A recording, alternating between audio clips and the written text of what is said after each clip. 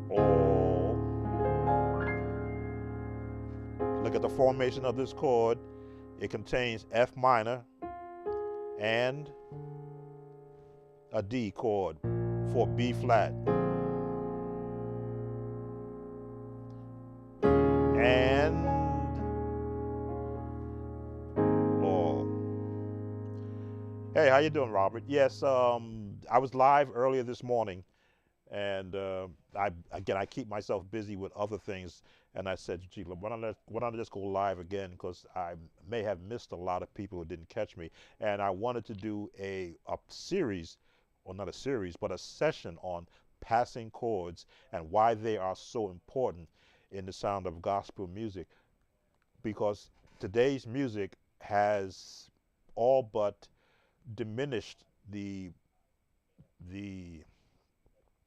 application of passing chords. Now, can you do God is without passing chords? Yes, the one. God. 5 is. The 4. 5. 1. To the 6. To the 4. To the 5. To the 6. Now this chord may be a little bit different because it's got to have a 2 with a major. So we'll go with a 2, but you got to have that chord in this gospel song. To the 5 without walking up, and back to the 1. God is. Now we've lost a lot of the flavoring that gospel music has. To the 4. Now, if you heard me just playing these chords, you wouldn't know what song I'm doing. To the 6, the 4, to the 5, to the 6, to the 2, to the 5, to the 1. Now, if I just started playing those chords in the number system format of gospel music today, unless you heard somebody singing, you wouldn't be able to identify, which is what the melody does. It identifies what song it is by its melody and lyrics, what song I was doing. But if I start doing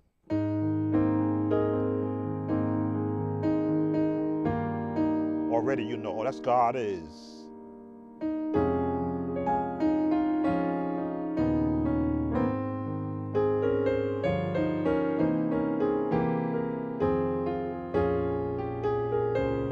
Already you go, oh, that's God is.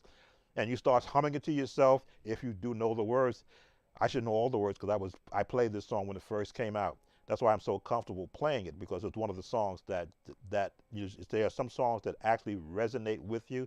That's one of my songs from that era. There are a lot of songs from the different eras that I took to heart, not only to learn it, but to embed it in my spirit, because those songs have a way of getting you through. Even as a musician, you do have times that try your soul. Certain songs played a certain way will lift you to another thought process.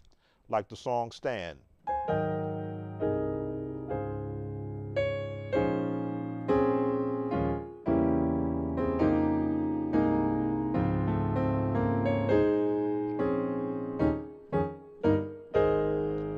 If I start playing that, you would immediately know what song I'm playing.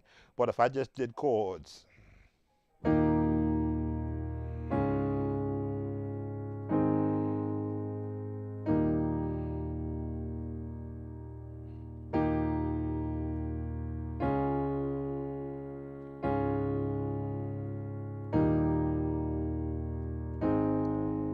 you'd be like, okay, what song are you playing?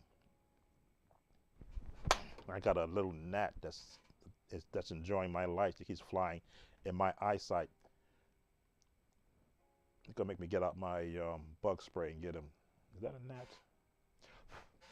So when you can identify songs with passing tones, these are passing tones because there's no singing going. No singing is done, but these are all passing tones to get me to different parts of the song. passing tones, what do you do? Now you're ready to sing. But each one of those, that intro is a passing tone. If you learned Sanctuary,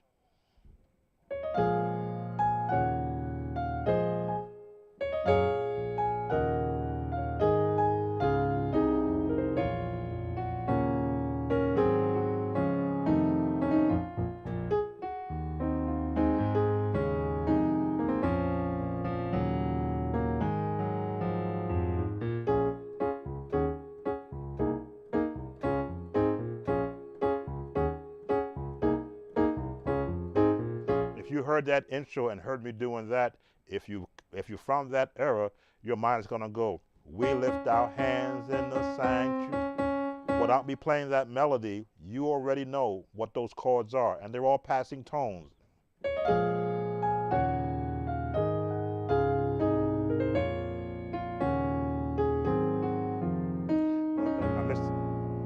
I'm missing note.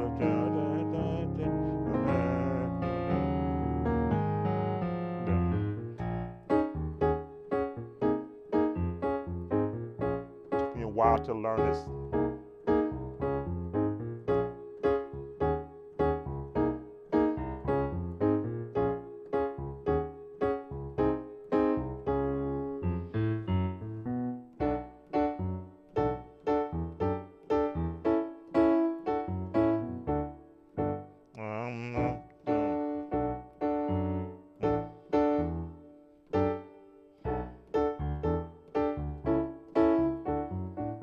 Long time since I've done this.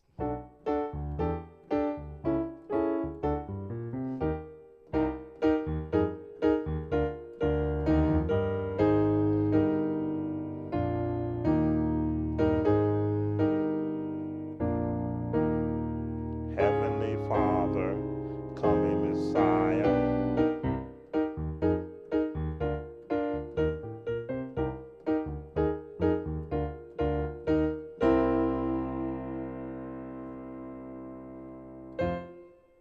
Forgot that change. We lift our hands in the sanctuary. We lift our hands to give Him the glory. We lift our hands. We lift our hands to give You the praise. And we will praise Him for the rest of our days. Yes.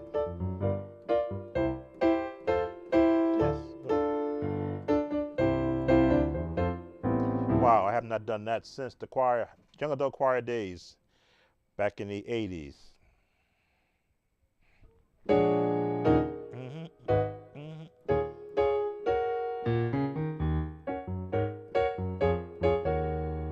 And we just of our days. Yes.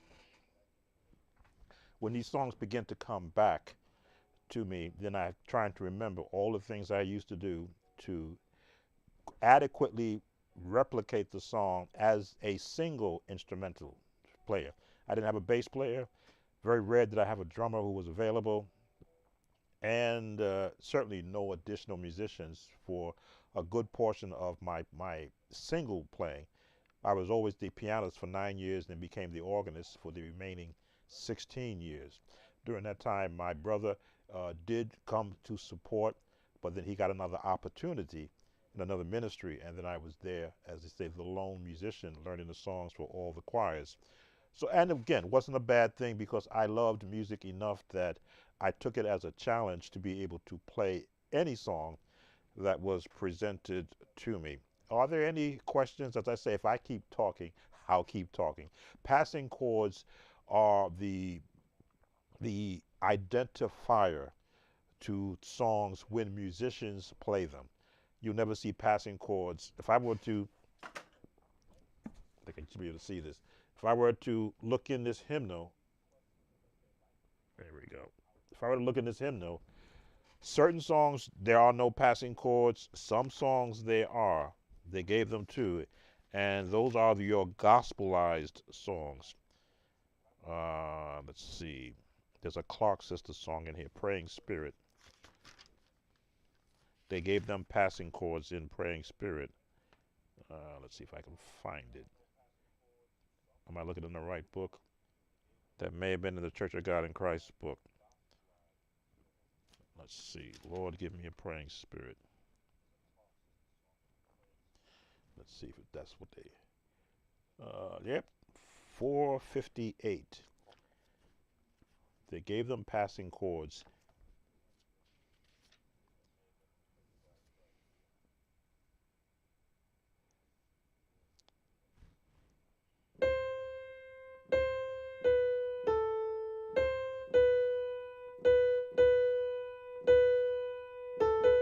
That's your passing chords.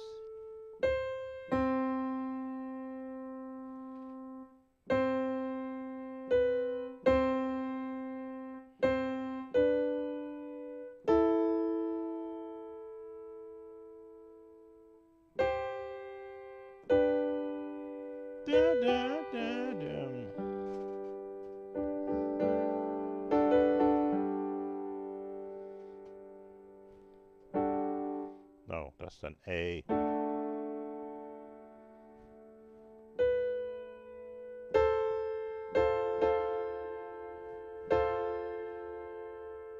Sharp the A.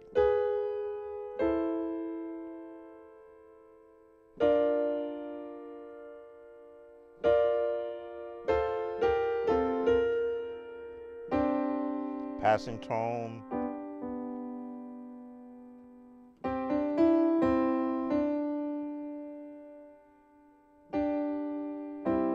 You'd be surprised how many chords from Praying Spirit that a musician should learn to be able to see how three-part harmony from a gospel sense was sculpted.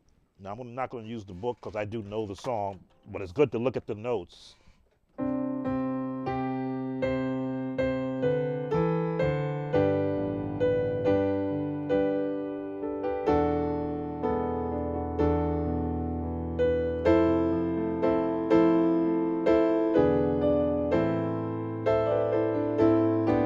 Those are passing tones.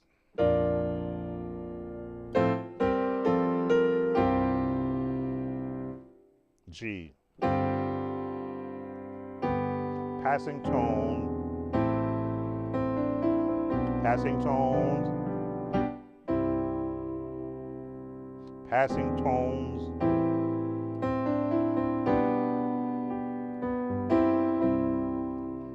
Passing tone to get to the 4. Passing tones. Remember this chord. Passing tones, passing tones, passing tone, 2 5 1s, passing tones, a praying spirit, passing tones,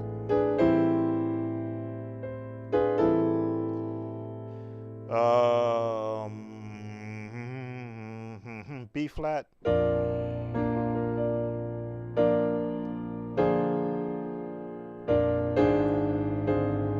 Maybe the wrong chord.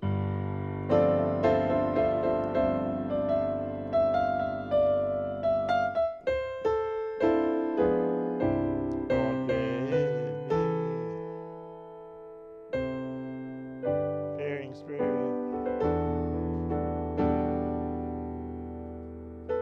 The praying spirit.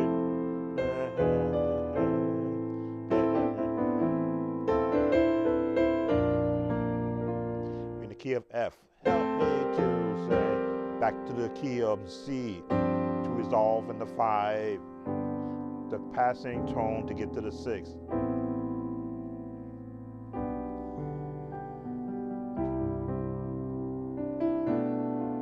5 1 to get to the 6.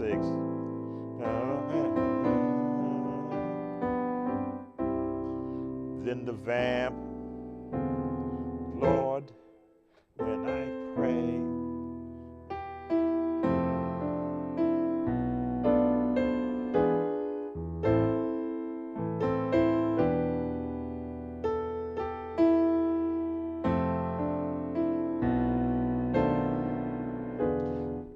gospel music and musicians write songs, you have to look at where they're picking their chords from to support their melody.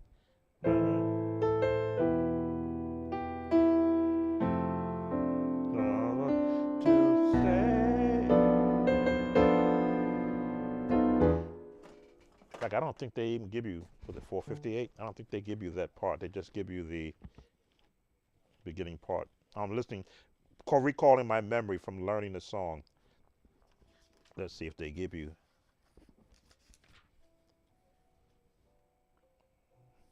.458. Again, what you always want to be correct when you're playing someone else's song. Oh, there it is. It is there. Tell me what to say.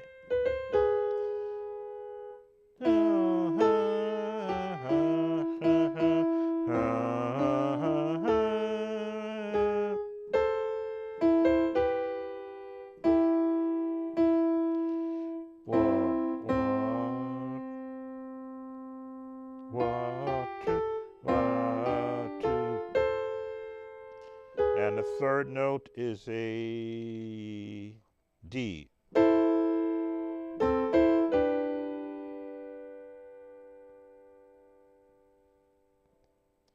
Tell me what to say. There it is. Again, I can read sheet music.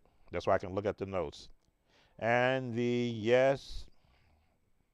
Yes, yes, yes, yes, yes, yes, yes.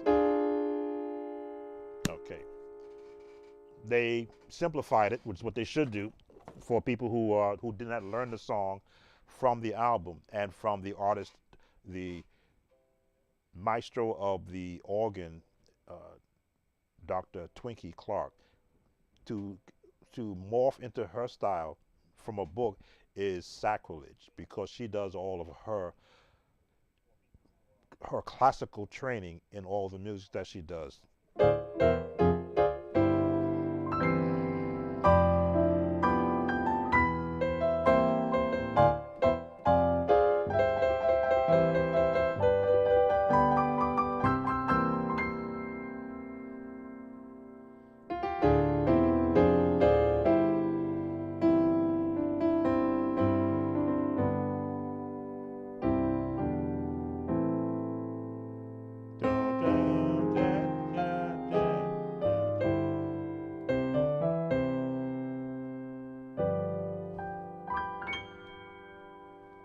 And yes, I was critiqued in a workshop by Twinkie Clark.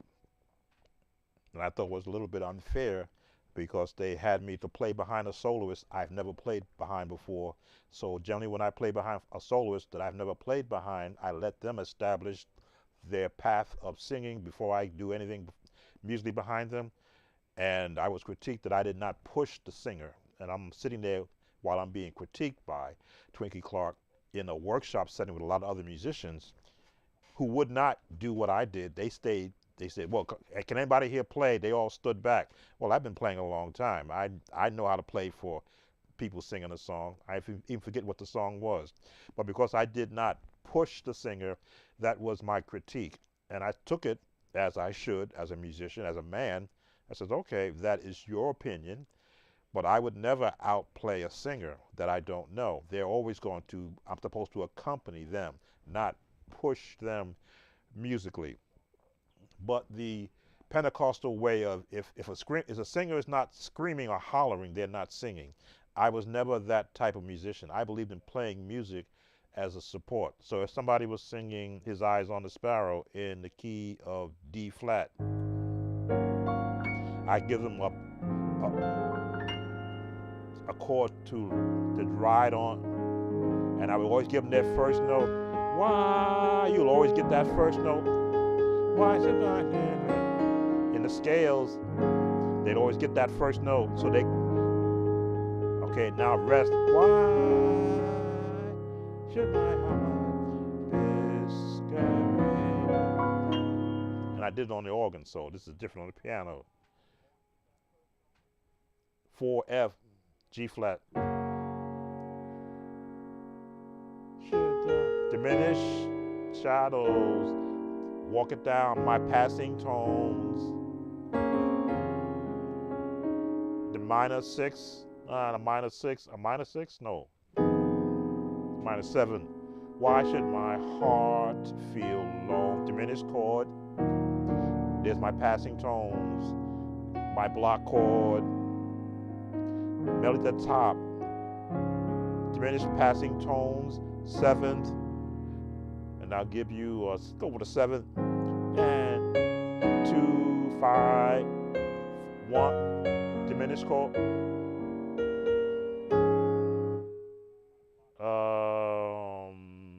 6, 2, 5, because I'm going back to the 1. A constant friend, my augmented chord, because the melody's on top of the chord. Because they're going to change this and go to this chord. I know they're going there, so they get a chord to go there. 2, 5, and go with a major, E flat major. Put a 7th in it. The A flat, which is the 5, is I, is on 7, the 3, 6.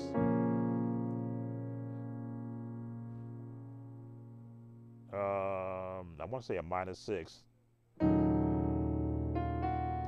3 to the 5. E is my 2, 5, 1, 2, 5, 1, 2, what is it? 3, 6, 2, 5 to take me back to the 1. His I. Another 2, 5, 1 to take me to the 4F. Is on the span. And you got that minor in there. Diminish. There we go with the B major. What they gonna call that? E flat minor 7. And I know.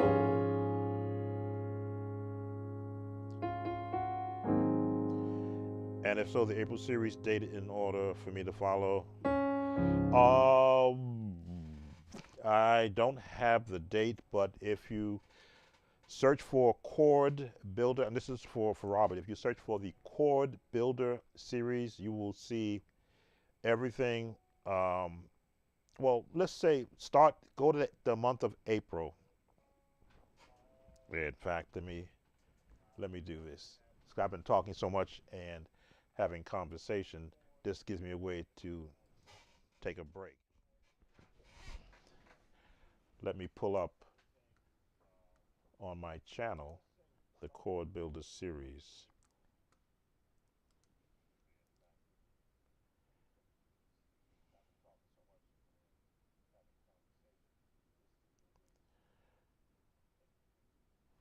Okay.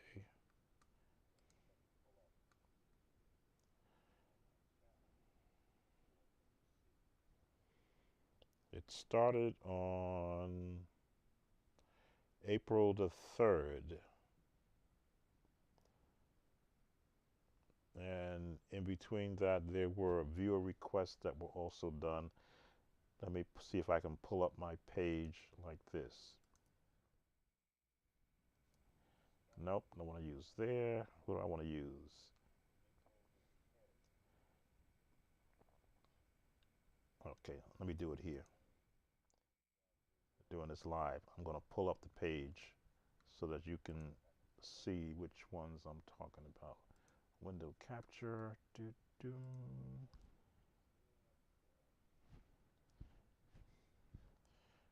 that what I want? No, I want display capture. This gives me a chance to stop talking and stop. I was starting to sing, which is always a bad thing. People will start leaving if I start to sing. I'm going to pull up display capture. Come on, where are you? Here we go.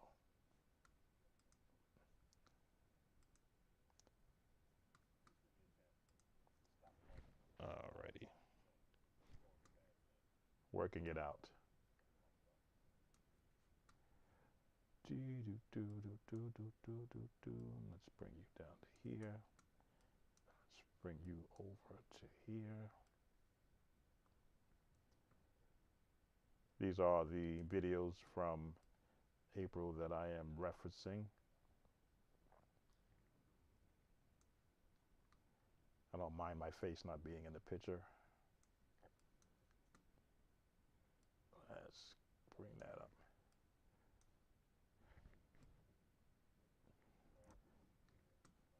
Let's give it full coverage.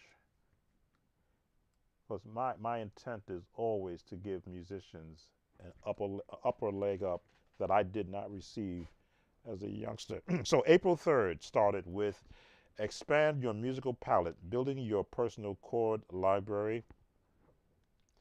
That was the beginning of the April series on building your own personal chords, then building a chord in C, followed April 4th. Basic piano, no, not the one. April 7th, building piano chords from the number system in C. Again, I did not want to leave the number system out because that's where chords in the Western world came from. Then basic piano fundamentals tutorial in C, part 3, also on the 7th. These are viewer requests that were done. Let's see. There should have been more than that. Oh, we go. April 12th, basic piano tutorial. Oh, that was a review request. Oh, there we go. April 12th, unlock gospel mastery beginner piano chords tutorial. That's part of the series. Oh, then it's me playing basketball. I enjoy doing that. Good exercise.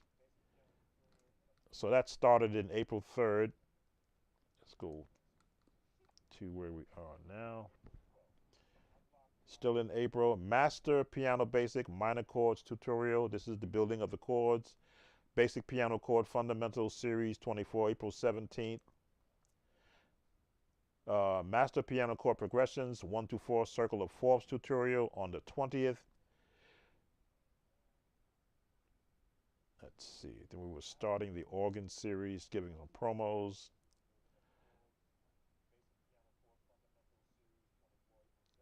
Basic piano fundamentals for gospel pianists on the 24th.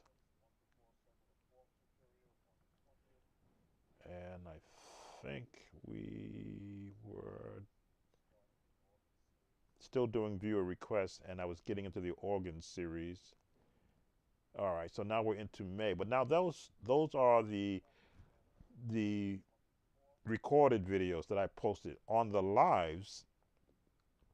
If we go to the lives, and let's go to April. Viewer requests. Why do musicians need to practice daily? That was another series which dealt with the chords. Let's see, a couple of podcasts. That was April, what did I say? April the 26th. These are the live podcasts which I'm doing right now. And I think that was the end of, yes, that's the end of the April series. So at least 5 to 6 videos that were put together to show how you build chords, and some of those videos were very intense in the way that they were put together, because I not only used this system that I'm on right now, but a separate one I had that gave you the breakdown of major chords, the minor chords, diminished, augmented, the 6 chords, the minor 6 chords, talked all the way through. And one of them had an actual chord chart that you can go to the internet to download that shows all the chords in every key. So when you see me talking, I'm playing down a chord, I'm going, oh, this is going to be a minor 6, or this is going to be an augmented chord. I'm trying to talk through what I would have been looking at on that chart, and how I'm placing it in regards to the path of the actual melody. But every video that I create, even for viewer request, I'm always going to be talking about the formation of chords and how they are formed, based upon how I hear it in the song. Now, there was a gentleman that did request me to listen to an Indian song, so I'm going to do that now. Let me pull up the name of that song because it's in Indian. Let's see. If there's a chance, priest. Oh boy, I can't even pronounce that. It's an Indian song, so I'm going to assume that if I click on it to YouTube, it'll pull that song up. Oh, translate it. Let's translate it. See what? Well, let's pull it up in the way that the name of it is. Google wants me to translate it because it's written in Indian. Let's see if it comes up. Ah, there it is.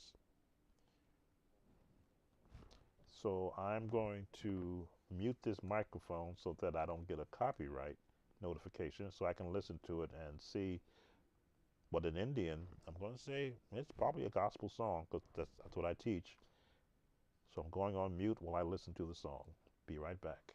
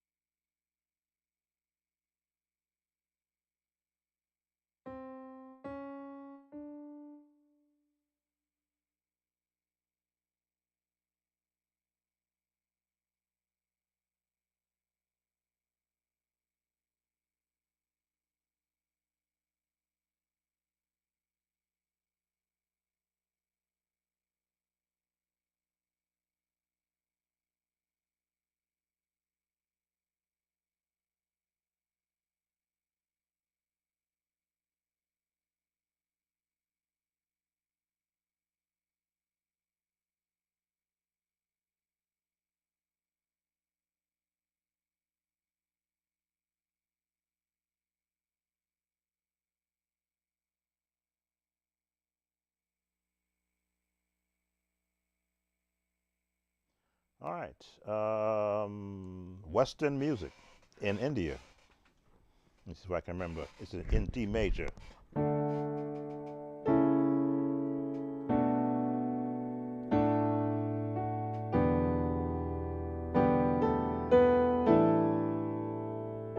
That's the path.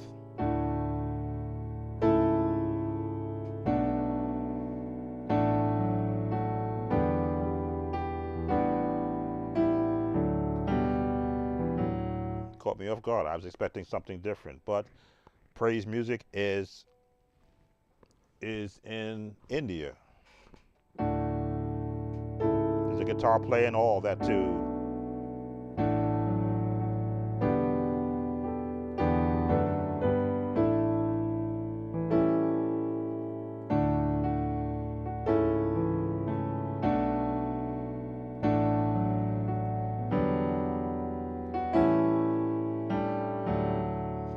All right, so that's what I've got so far.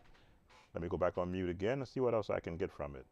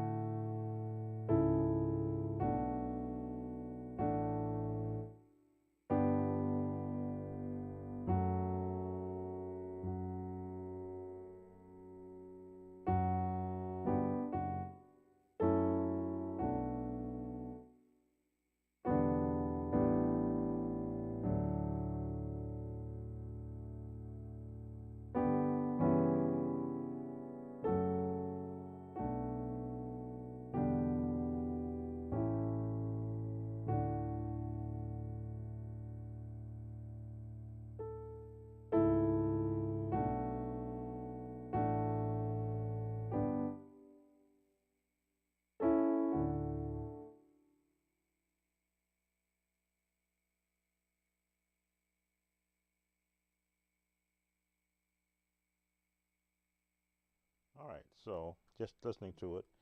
It's a praise song written in the praise format, but they hang a little bit on some of their notes.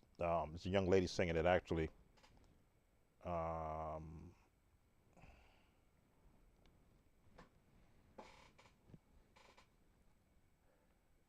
I'm supposed to be able to see the chat.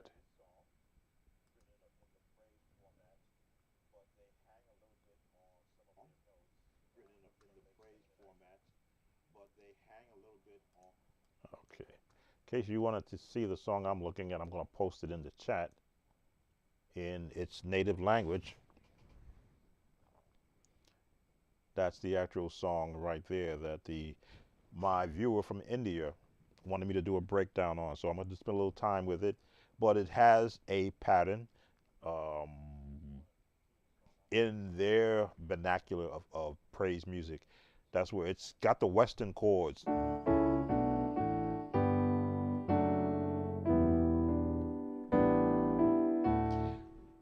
which is good. That means it's not uh, hip hop sounding. It's not contemporary. It's basically this type of song you would hear on family radio. Just it then there's an actual guitar playing along with a track. There's actually someone the video post there will send you to a video of a person singing into a microphone, somebody with his keyboard, not with keyboard, with his computer laptop recording it, and an actual guitar player there, I guess laying down the guitar track. Very tastefully done, and music that gives me another avenue to look at.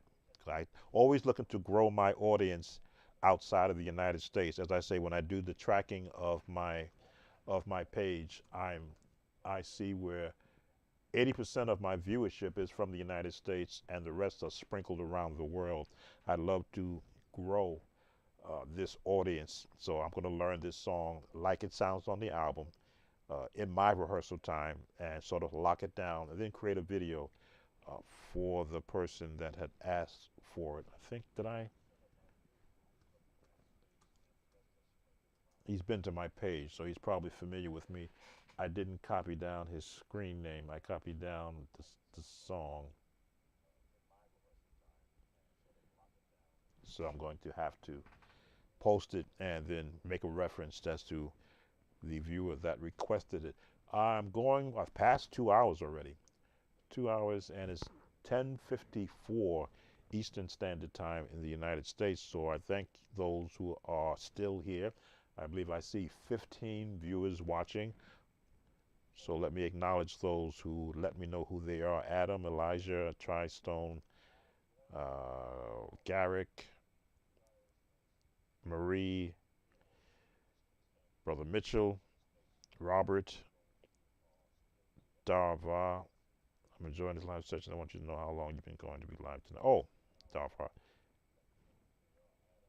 I wonder, are you the one that asked for the name, since gives me a inclination. Um, I've been on live 2 hours and 26 minutes. Sorry I missed your original comment. I was viewing the song that I was asked to break down earlier today.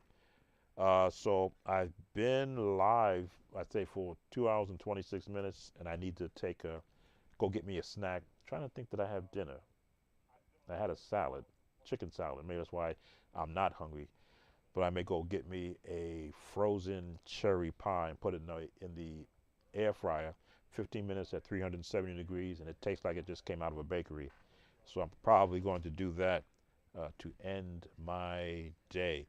Want to thank those who have taken the time to watch me. I usually end with a song, so that's what I try to do.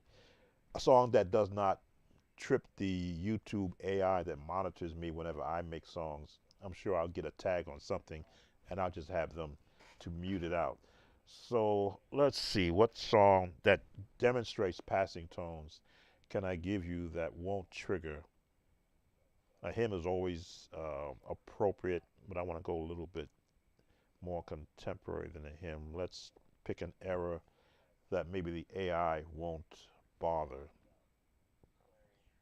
Give me a chance to think about what era of music can I pull from, because it's all about keys.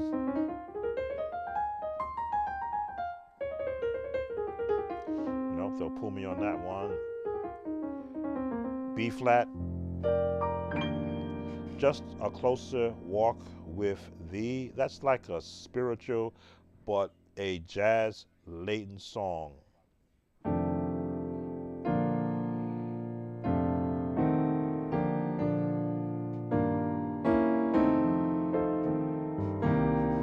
Passing tone,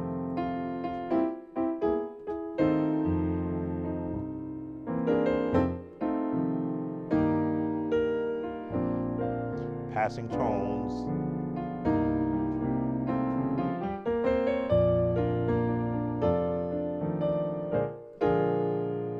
passing tones.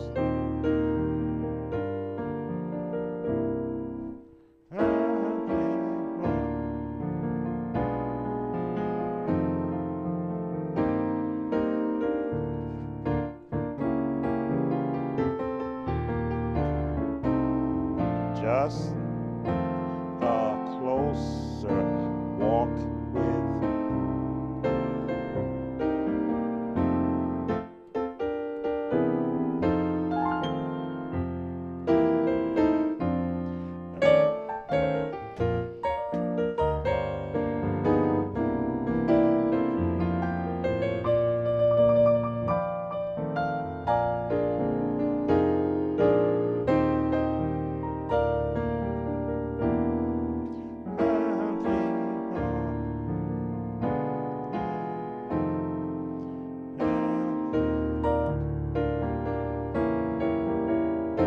Both the chords and the verse are the same chords.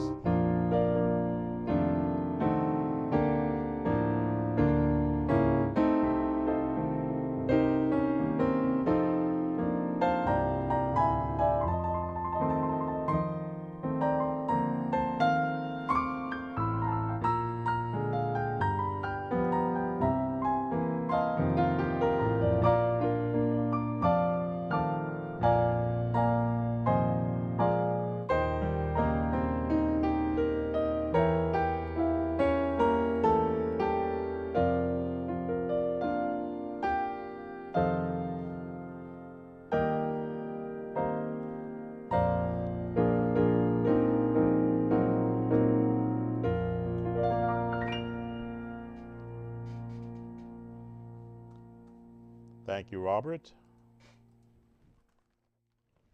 And thank you for all those who came and spend an evening into the nighttime with me. Do I ever know when I'm going to do something live? No, I don't. But I may see about scheduling something since I've had about the biggest viewership, 15 so far on a Friday night. I know some places, some musicians are in service on a Friday evening. So I may look at perhaps a Saturday morning where more people may be. I've got my iPad talking back to me here. Listen to my voice. I scheduled something on a Saturday morning, maybe bringing in all the viewer requests from the week into a one viewer request session. I may look at that also as I'm still in the organ series. So generally, whenever I'm not doing the organ series, I'm doing viewer requests or looking to still have content created for the YouTube.